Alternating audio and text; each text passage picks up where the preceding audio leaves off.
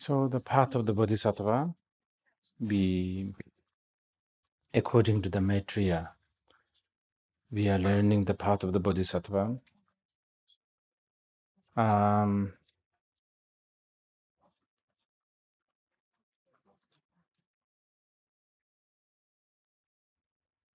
think it's important to know.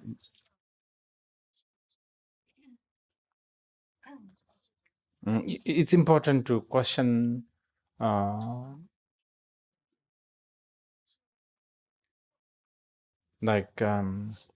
whether generally Buddhism is a spiritual path or not.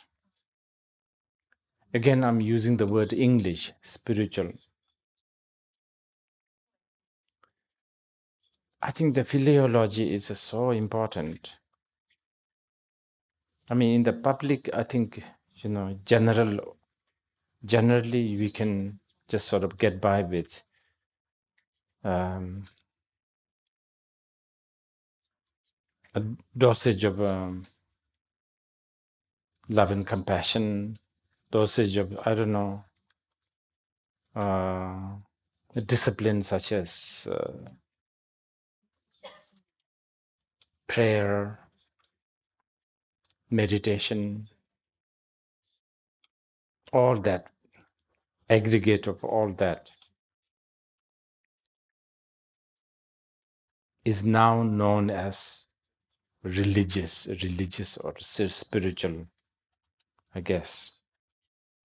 But I'm insisting that I think it's really important we really look into the word that you use, because word like Dharma, it's such a good word. It's really, and I have to say I'm so impressed with the early Tibetan translators. They were really good. I think they also, because religion, when religion, the word religion in English is translated back to Tibetan, it's translated as chuluk, ch and luk. A ch is kind of fine, but it's the luk that's dodgy. Because the luk actually means custom. It's a custom. It's a sort of a habit. It's like a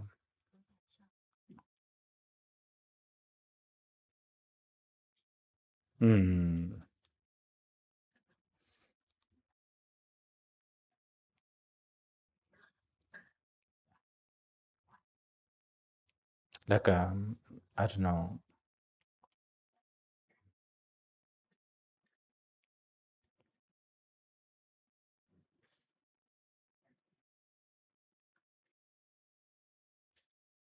You could say like this is a custom, sprinkling flowers.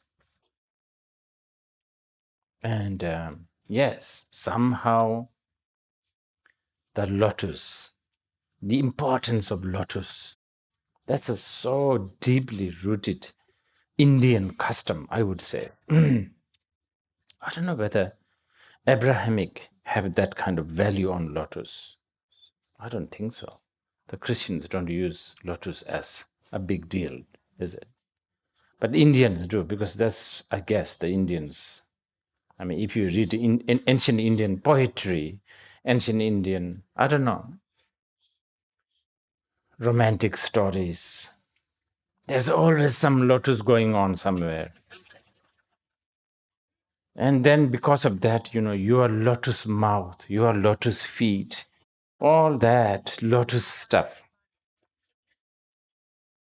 And somehow, when the Tibetans brought Buddhism to Tibet, and the same.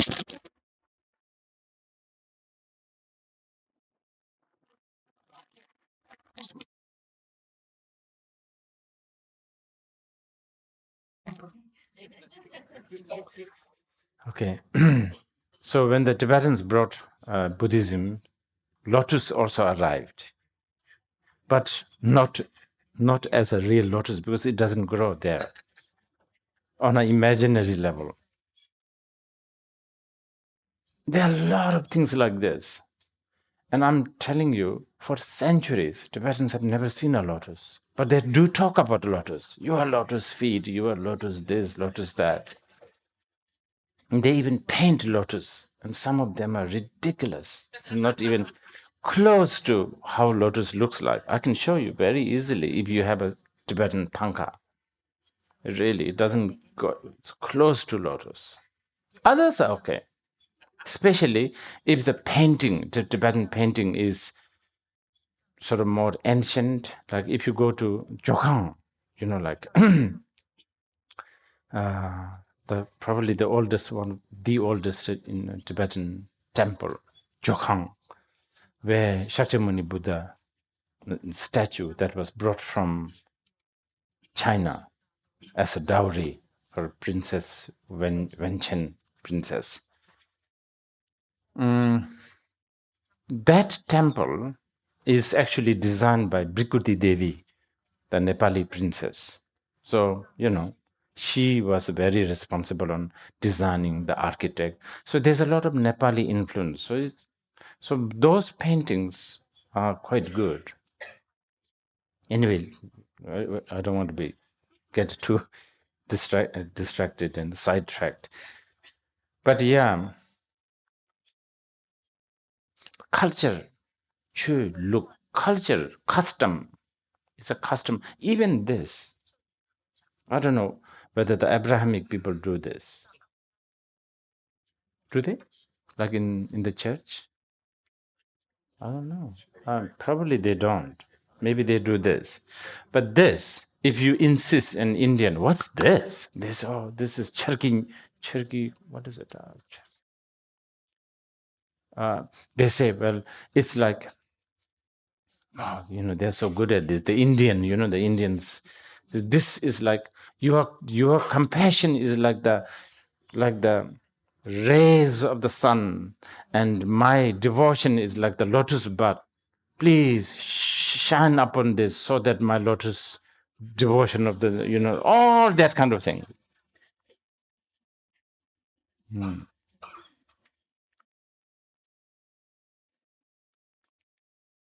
Yeah, so it's a look is like a tradition, custom. It's like a customary thing to do. This is so strong.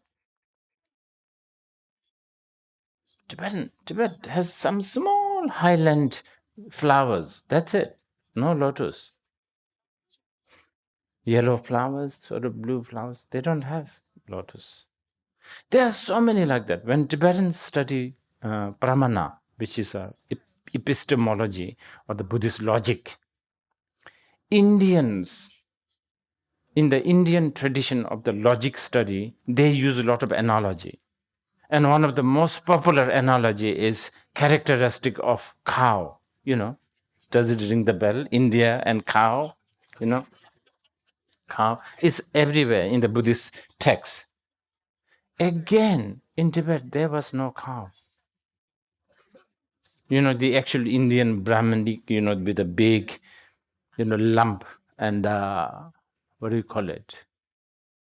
The neck, the jal, yeah, that. But we study this this is in the Indian, this is in the classic Buddhist text.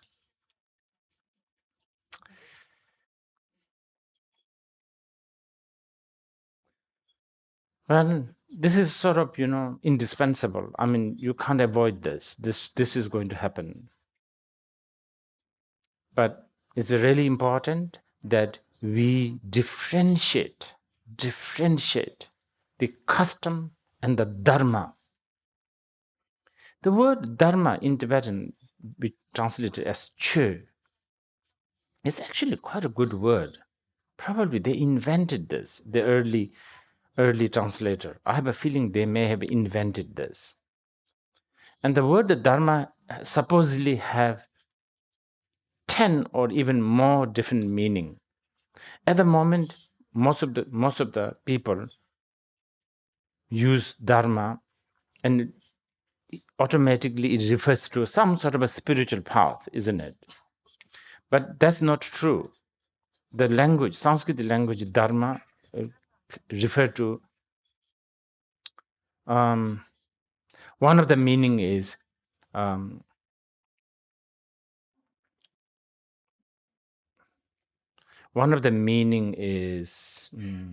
zin is like a holding,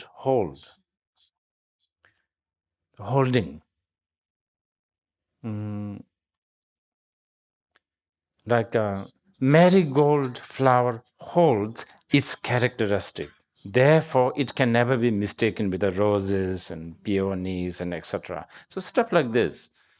So it's actually. So if you think like that, based on that, we have to be kind of careful to really freely say Buddhism is a spiritual path, because the word is spiritual, spirit. We have to be careful. I don't know whether the Buddhists even believe in spirit. You know what I mean? And I say this I'm highlighting this because I think oftentimes modern people, I don't want to say Western people, but a lot of the modern people do have the Western influence. And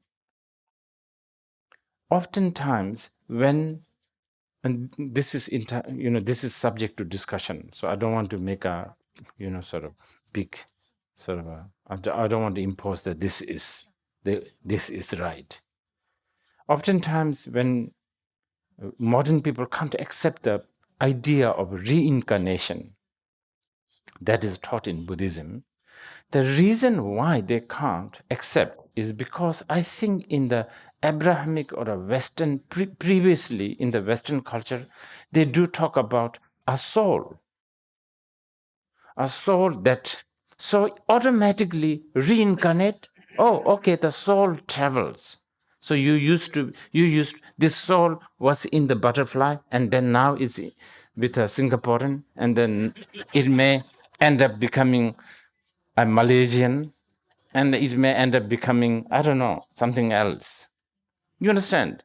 So then for a modern people, this is difficult. You understand what I'm saying? So because I think you are mixing up. Okay, so you bring the concept of reincarnation from India, and you have not given up the idea of soul that is introduced by Abrahamic or theistic people. You combine this together, it doesn't work. Because reincarnation, again, Buddhists don't really believe in soul, right? So that's what I'm saying. So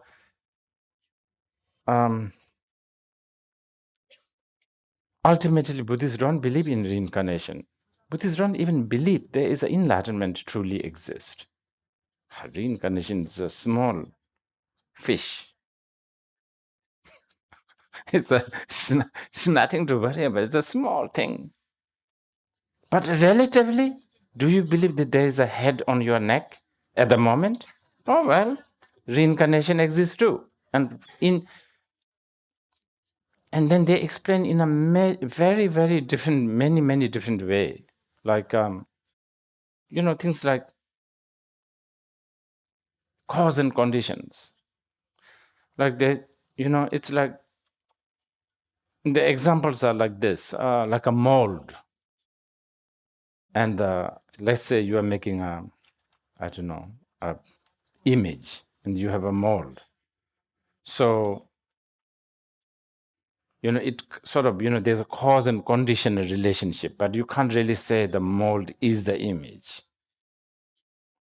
Or you have several candles, you burn one, and from that you burn the next one. There's a continuity. This is all on the illusory level.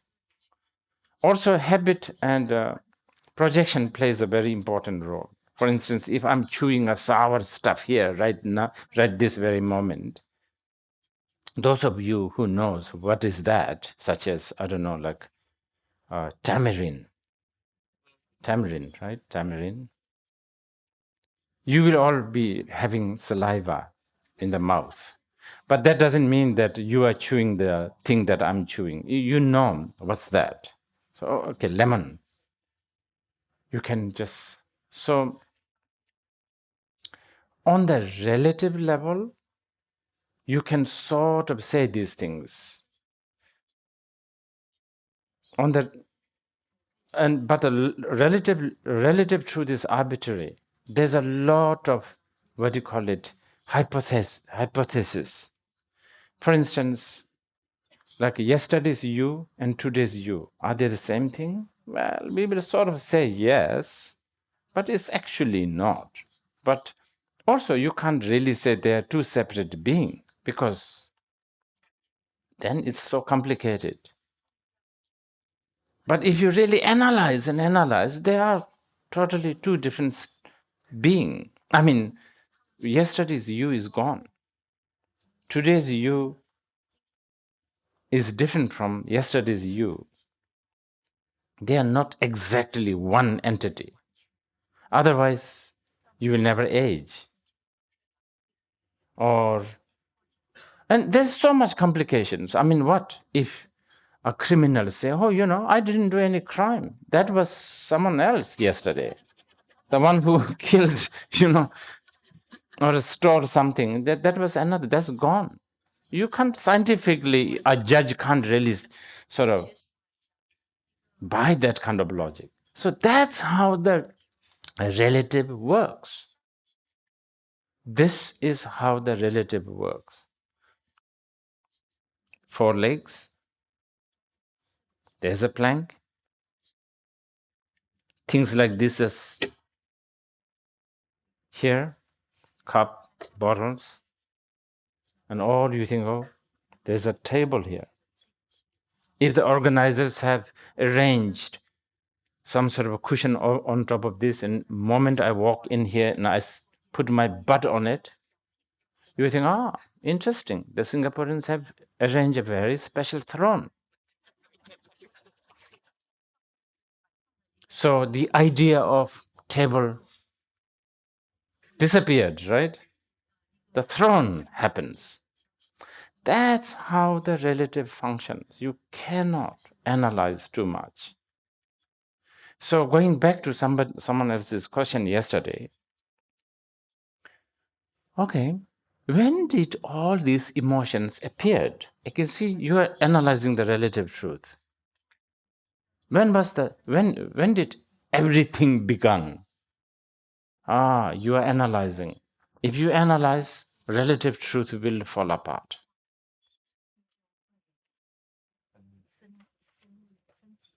There is no basis. Okay. Anyway, Bodhisattva path. What is the Bodhisattva? Not only Bodhisattva path, what is Buddha Dharma? What is it?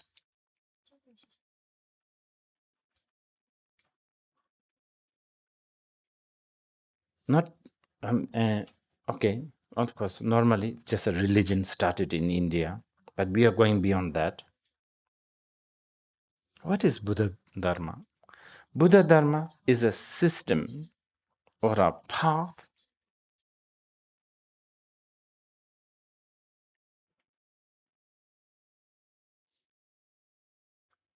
that combines wisdom and the method. I think this is important. This element is important to know.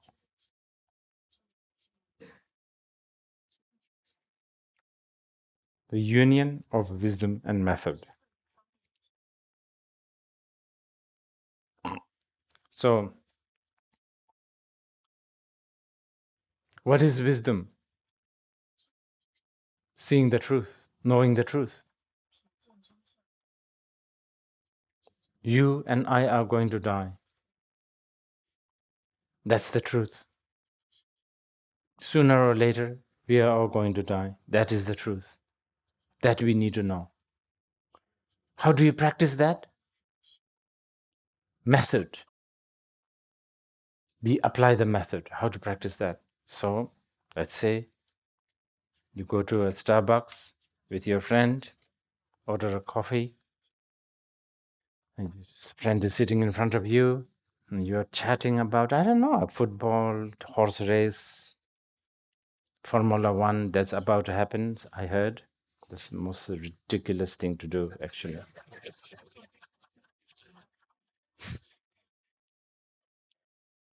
Anyway, you are discussing, and then you should look at and then there are methods.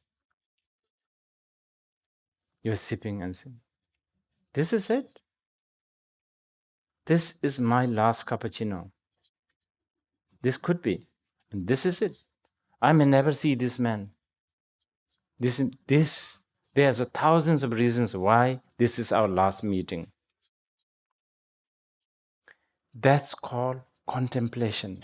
That's called meditation, by the way. You really need to know this, because moment the word meditation is mentioned, immediately you think a cushion, close the door, sitting straight. That's really, most of the time, it's not more than flattening a cushion. Flattening. Really, it's just a ritual. It's basically really getting acquainted with the truth. How do you do that? Not necessarily sitting, just sipping a coffee and thinking. And it has such a beautiful, impact. It has so many subsequent amazing quality. You may even, okay, you are saying goodbye to your friend because your coffee is, your appointment is over, and then you really this time sort of say, when usually when you say, okay, see you later, you don't mean anything. See you later. But this time, because you may never see him, so you say bye.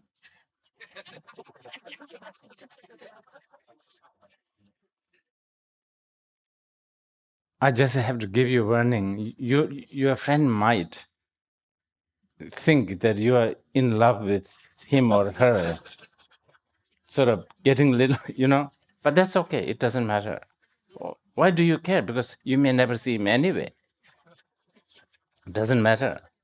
But that's the thing. So what I'm saying is, not only that, then you go to Orchard Road or whatever, and then you really see, wow, those trees.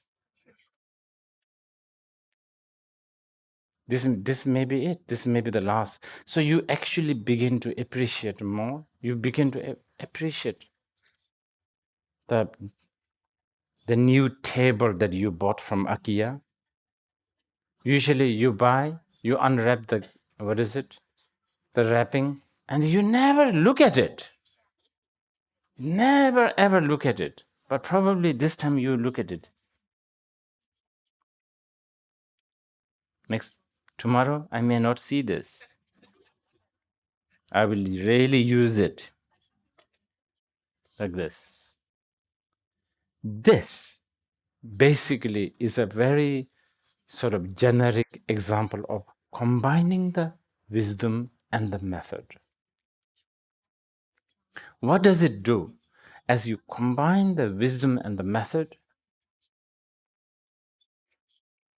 your attitude towards yourself, others, values, decisions changes. Things that are used to be so important, not that important. Things that used to bother you, it doesn't bother you anymore. So on and so on and so forth. As your technique of combining the wisdom and method is becoming more and more and more sophisticated, then for the sake of understanding this sort of the impact of the ability to unite the wisdom and the method is called bhumi. Basically, bhumi, the word bhumi means, I guess, ground or earth, it could be. Actually, Malay language, right? Bhumi, isn't it? Malaysian Bhumi Putra. Citizen, right? Citizen, isn't it? Malays, right? People of the land, right? Land, ground, the bhumi, the citizen, the nation. You are, you know, you like truly Asia, right? You understand? To really, this is me to say this because, okay, so this bhumi, the ground, state. So when we talk about the first bhumi, second bhumi, third bhumi, we are not talking about some sort of a actually existing place somewhere. We are basically talking about the level and the maturity of how much you are uniting the wisdom and the method. How much you can and you are able.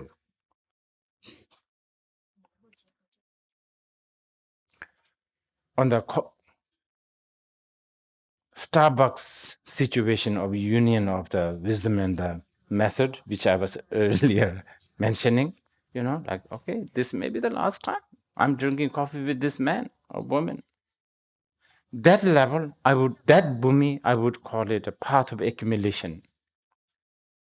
Maybe it's really important. You should do this. And as you keep on doing this,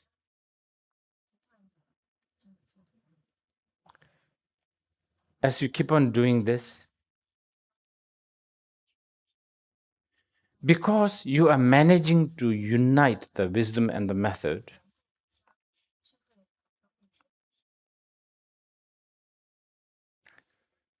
it's again a very beautiful term, which we call it the path of application. The path of application's first moment is called warmth.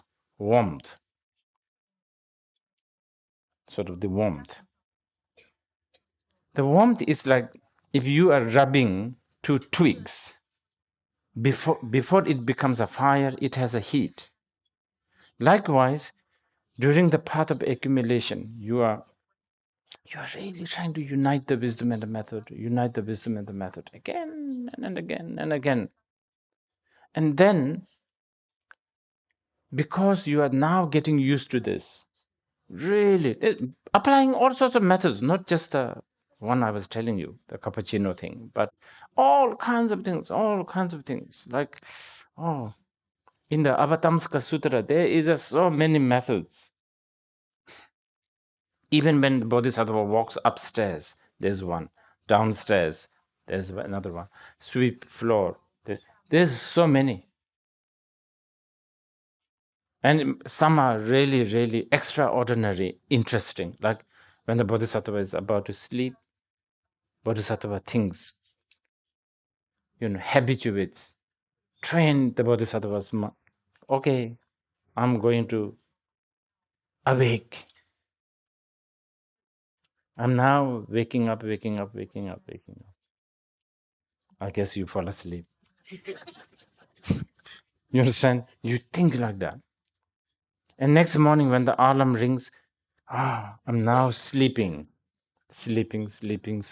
Oh, I'm dreaming. Oh, I'm sitting here with amidst all these flower petals. This is a dream. I'm dreaming here. Like that. Training like this. This is again just a way to combine the wisdom and the method. There's just so many. Even sitting straight, by the way. I'm not against sitting straight. Even sitting straight. Even breathing in and out. That's a method, upaya. Upaya, method is so important. Those who loves wisdom never ever discard upaya, the method. And because the upaya sometimes upaya, the method, are the most, they, they appear most unlikely. Like, if you have a water in your ear, sometimes the upaya is put more water, and then, like both water comes out like this. Sometimes upayas can be interesting, enjoyable. The methods are like, yes, you can always read a cookbook if you want to make a tomato soup and go through step-by-step procedures. But if there's somebody who can actually give you the upaya of tomato soup, you can bypass maybe many of those, steps. Or this person who gives you the upaya of tomato soup, he knows you are not so good at reading step-by-step procedure. So he or she may actually give you a totally sort of a different order. That's upaya. Upaya is custom made for different people, different beings, different needs. Anyway, yes, as you get closer, as you become more and more confident with the wisdom and the method, then I think you reach to this sort of this longing for this taste of being able to remain in the union of wisdom and method.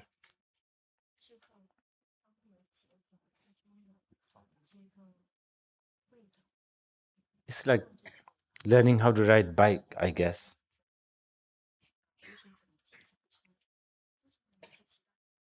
Initially you fall here, there, here, some bruise here and there.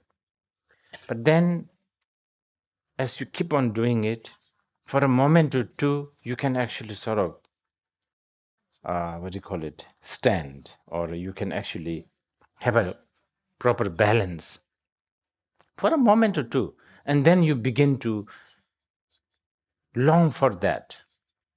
You are attracted by that, a moment of, being able to be in balance. Once you have tasted that, then the diligence grows more.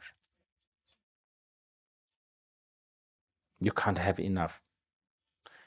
I think that's sort of the description of what we call warmth. Then you long for it, and then everything what you do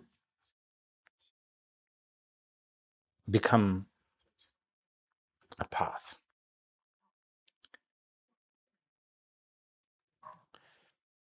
This is a Mahayana path. Maha, the word Maha, the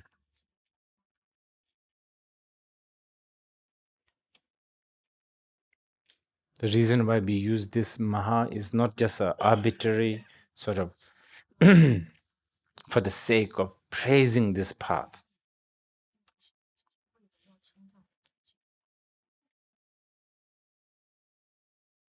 This is a Mahayana path because it has a Maha view, grand view.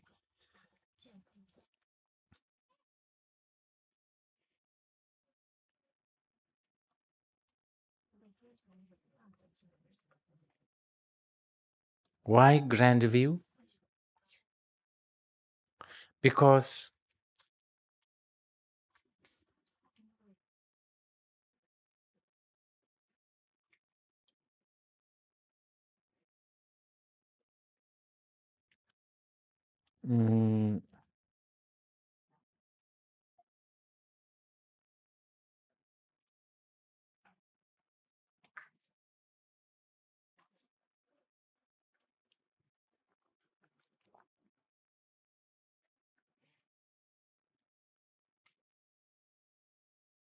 it's like this. If you have unused,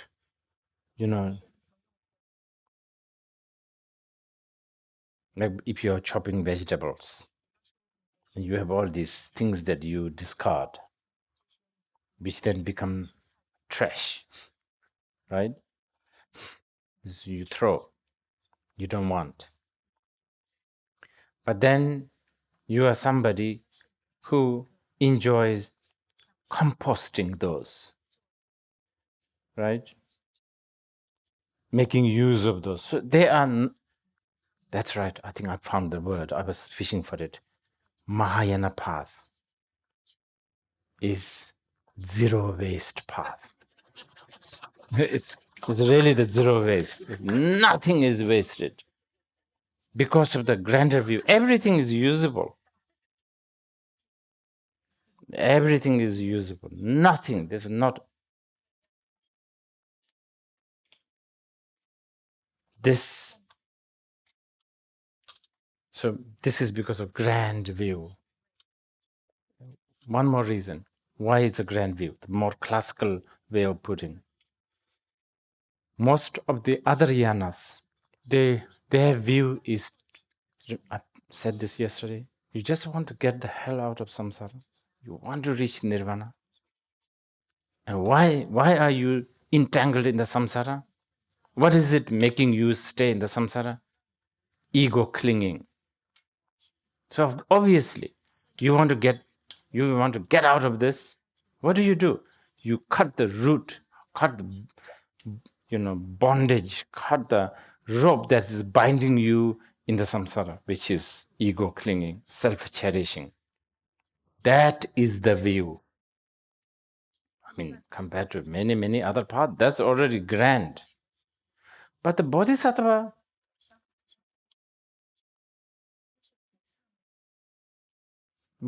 think different. Wishing to be liberated, thinking that there is a bondage, thinking that there is a samsara as something bad, thinking that there is a nirvana, something good. That's also a bondage. That's also not a liberation. So see, therefore, the shunyata, the emptiness of all phenomena, not only just ego clinging or the ego.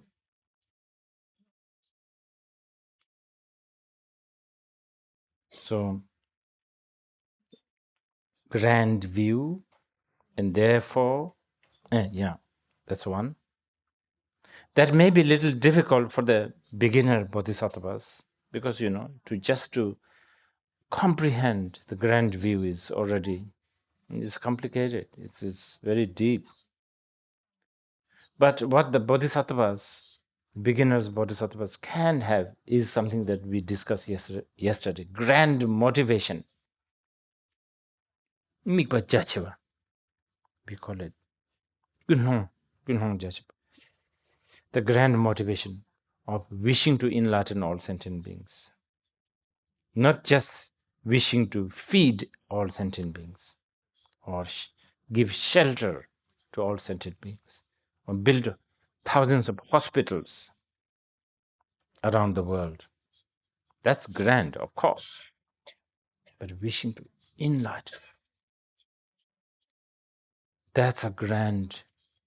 So from the motivation point of view, Mahayana, grand view.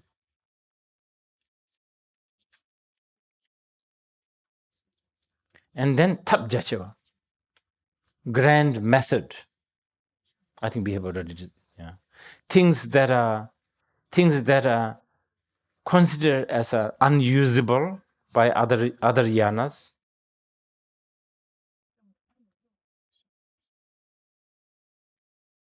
Things that are immoral, things that are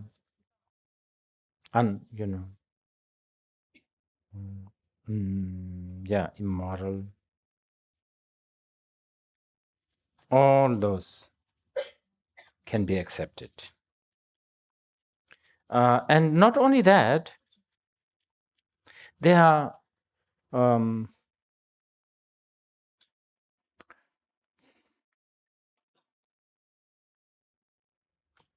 They are like a there are some amazing methods. Methods so simple, yet so much impact and so much merit. And some of these methods, okay, one part is things that are unusable by other religion or path or method, Mahayana use. Okay. Another one is things that are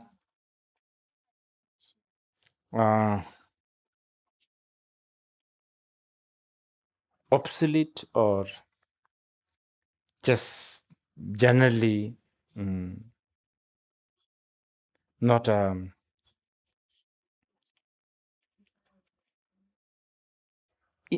in action, things that are in action, maybe idle.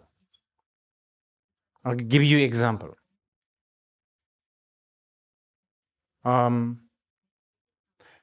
We human beings, we don't go around killing people,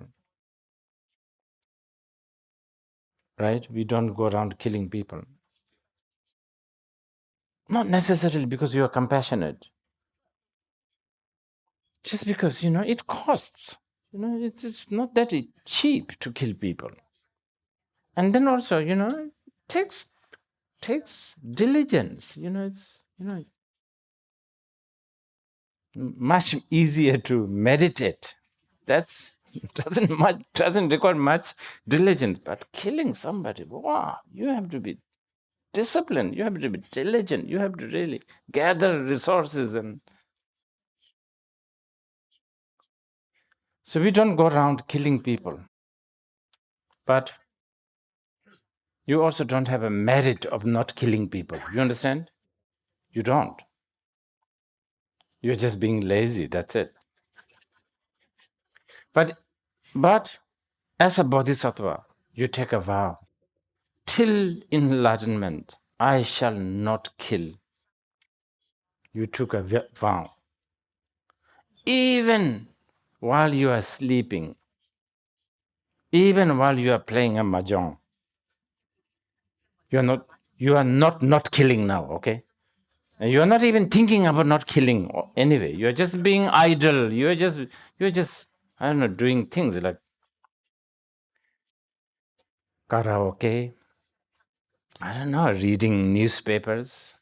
I don't know, stuff like this. You're doing some totally mundane thing, web browsing,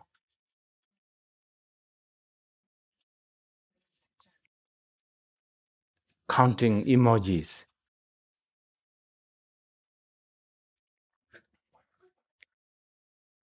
You are accumulating merit, by the way. I'm serious. This is what the Maitreya says. I didn't make this up.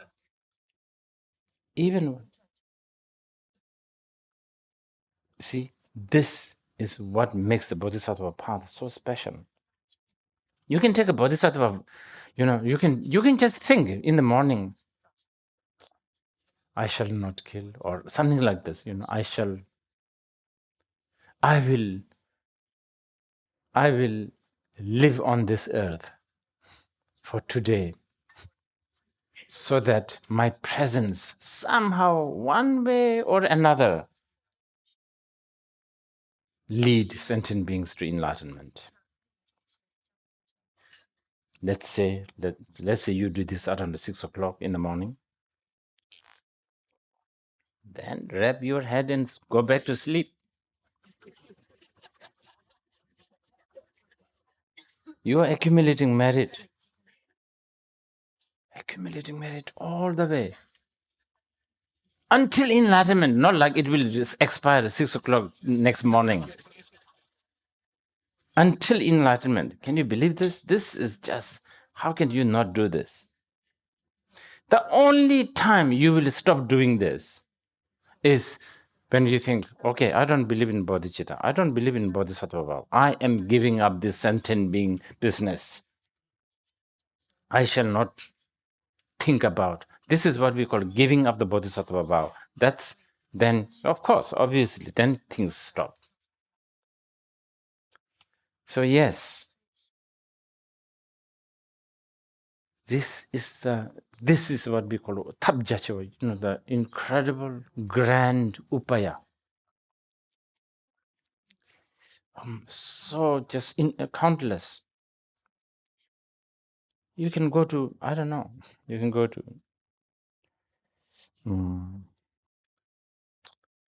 basement of department store and buy a comb. Even if you don't have hair like me, or if you have hair, of course, you should. She calls me baldy, by the way.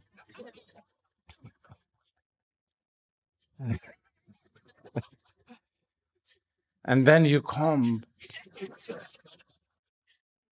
and tell yourself, I will make myself look good.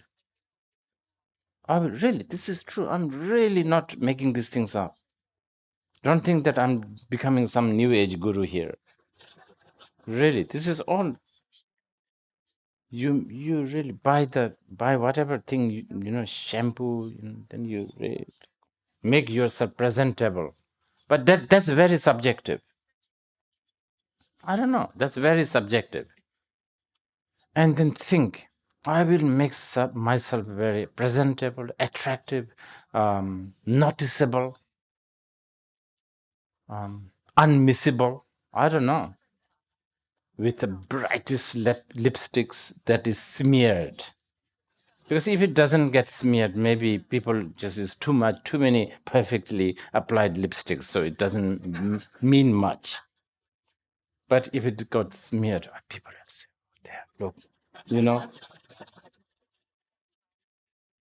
Then you think, I will do this so that people will notice this, and whoever notices this, they have created a karmic link with me. And this, of course, generally all sentient beings, I shall work for their enlightenment, but specifically those people who noticed my smeared lipsticks, I will work with them. First thing. From then on, you are accumulating merit. I'm serious, really. And, things like this.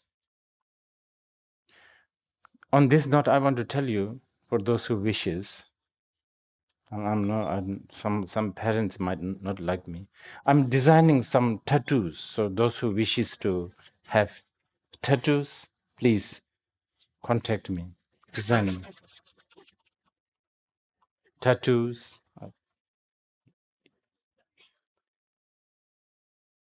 The people, there are people, if you can't finish 100,000 refuge, whatever the tradition. Now, probably this one I'm making up a little bit, but I have a good background on this one.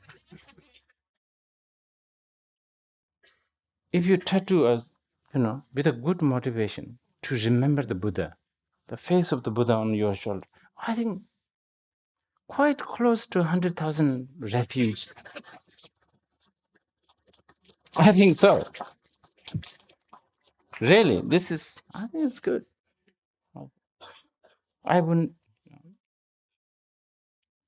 That's a really important act. What is my backup?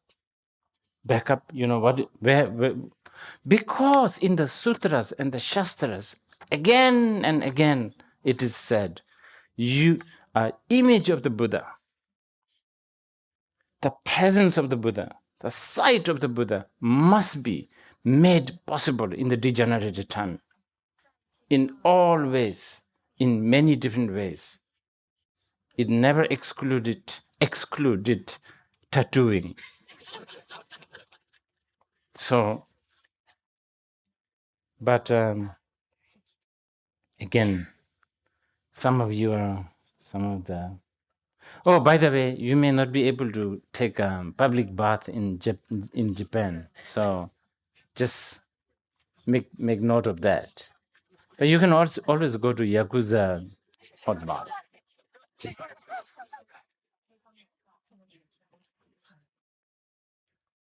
This Because here to the accomplishment, in order to accomplish the bodhisattva path, what you need to know is the upaya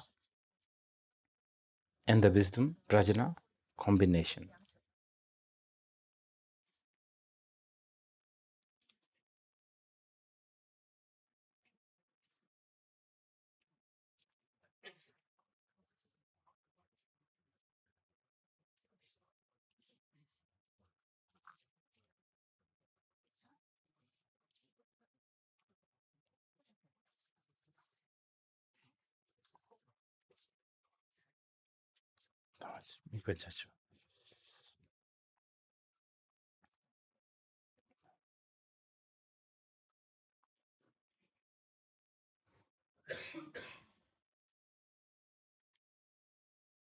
Okay, to then some furthermore sort of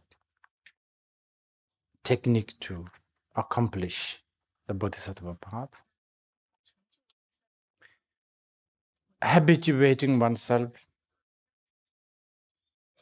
training oneself to think that I and others are equal.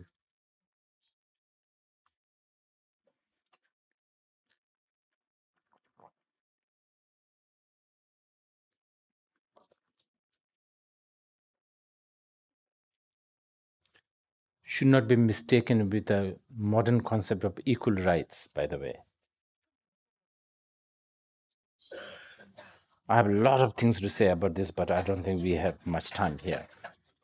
Again, human rights, equal rights, we have to think about this carefully. Because these human rights, individual rights, equal rights,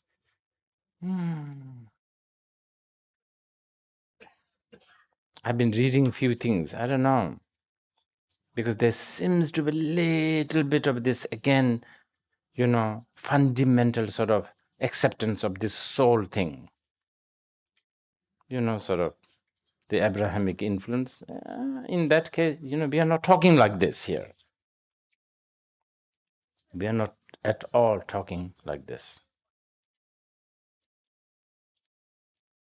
It's a bodhisattva path. It's a mind training. Okay? So we begin with I and others are equal. And then we slowly train ourselves thinking, dajin jevi changchusam, changing the position of I and the others. There's a very systematic, detailed techniques written by Shantadeva, if you are interested. Basically, you are other and others are you, and then try to interact with the world.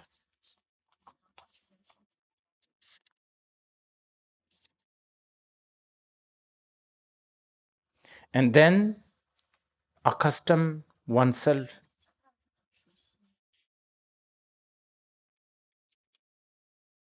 not to be distracted.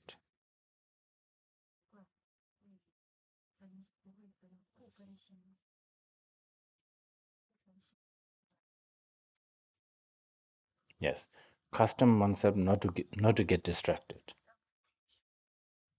Essentially, that's called shamatha.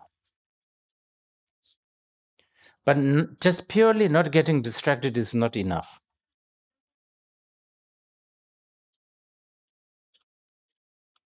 Because even the snipers, they don't get distracted. Just because you are good at not getting distracted doesn't mean much. You need to know the truth. You really need to know the truth. So, knowing the truth,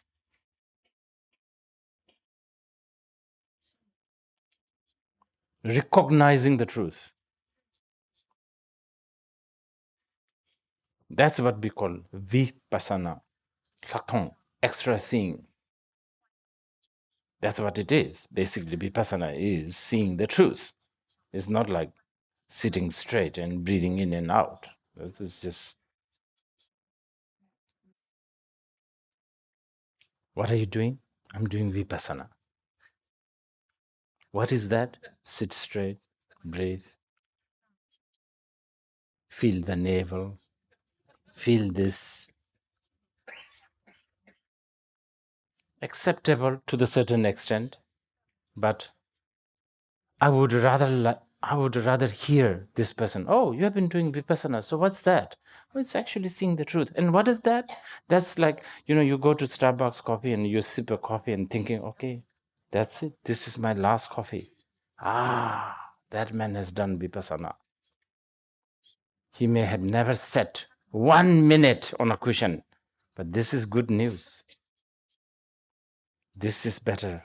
This is vipassana, seeing the truth.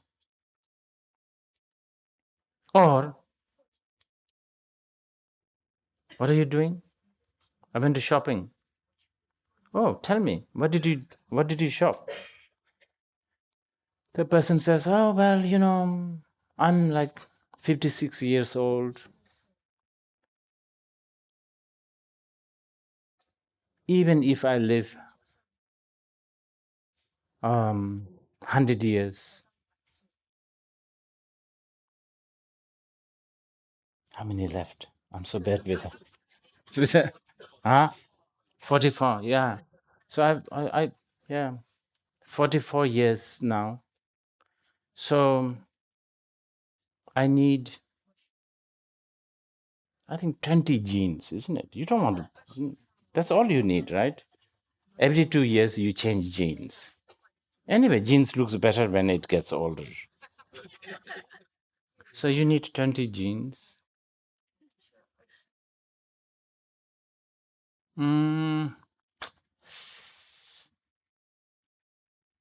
Maybe I need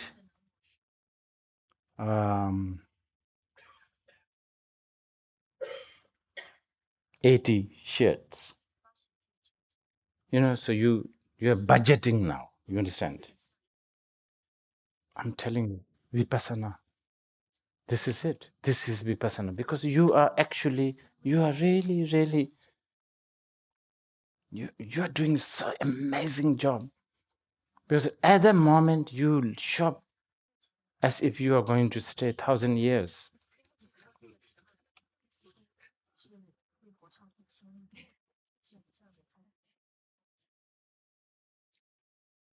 I'm talking about myself actually. I bought so many pencils. I love pencils. Stationery. This is my weakness. Pencils. They smell so good. And pencil sharpeners, my goodness, they are like cannot resist. Especially, one that it makes it so beautiful.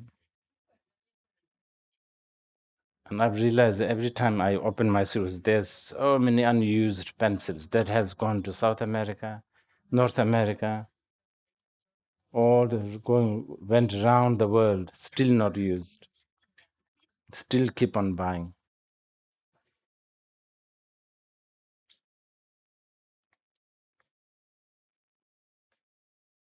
Vipassana, I'm talking about shopping vipassana. Really, really knowing how to plan your life.